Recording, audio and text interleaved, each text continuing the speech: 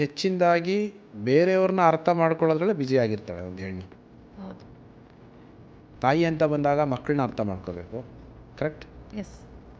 ಹೆಂಡತಿ ಅಂತ ಬಂದಾಗ ಗಂಡನ ಅರ್ಥ ಮಾಡ್ಕೋಬೇಕು. ಅಥವಾ ಅಪ್ಪ ಒಂದು ಮದುವೆ ಆಗಿ ಒಂದು ಹೊರಗಡೆ ಹೋದಾಗ ಒಂದು ಜವಾಬ್ದಾರಿಯಾದಂಥ ಹೆಣ್ಣಾದಾಗ ಆ ಅಪ್ಪ ಅಮ್ಮನಿಗೂ ಕೂಡ ಒಂದು ಮಗುವಾಗಿ ಅಥವಾ ಒಂದು ತಾಯಿಯಾಗಿ ನಾವು ನಿಂತ್ಕೊಂಡು ಹೋಗ್ಬೇಕಾಗತ್ತೆ. ಹೆಣ್ಣು ಅಂತಕ್ಕಂಥದ್ದು it's not A easy task in the society, but it's a very responsibility task. ಆ ರೆಸ್ಪಾನ್ಸಿಬಿಲಿಟಿ ಟಾಸ್ಕ್ನ ನಾವು ಬಹಳ ಮುತುವರ್ಜಿಯಿಂದ ಮಾಡಬೇಕಾಗುತ್ತೆ. ಚೂರು ಆಚೆ ಈಚೆ ಹೆಚ್ಚು ಕಮ್ಮಿ ಆದ್ರೂ ಬಹಳ ಎಚ್ಚರಿಕೆಯಿಂದ, ಭಾಳ ಜೋಪಾನವಾಗಿ ಎಲ್ಲರೂ ನಮ್ಮ ಫೀಲಿಂಗ್ನ ಅರ್ಥ ಮಾಡ್ಕೊತಾ ಇದ್ದಾರೆ. ನಾವು ಎಲ್ಲರ ಫೀಲಿಂಗ್ನ ಅರ್ಥ ಮಾಡ್ಕೊತಾ ಇದ್ದೀವಿ. ನಾವು ನಮ್ಮ ಮನಸ್ಥಿತಿನ ನಮ್ಮ ಫೀಲಿಂಗ್ನ ಇಟ್ಕೊಂಡು ಅವ್ರ ಜೊತೆ ಬದುಕ್ತಾ ಇದ್ದೀವೋ ಅಥವಾ ಅವ್ರ ಫೀಲಿಂಗ್ನ ನಮ್ಮ ಒಳಗಡೆ ಅಳವಡಿಸ್ಕೊಂಡು ಬದುಕ್ತಾ ಇದ್ದೀವೋ ಅನ್ನೋದು ತುಂಬ ಕ್ಲಾರಿಟಿಯಾಗಿ ಕೂತ್ಕೊಂಡು ಯೋಚನೆ ಮಾಡಿ.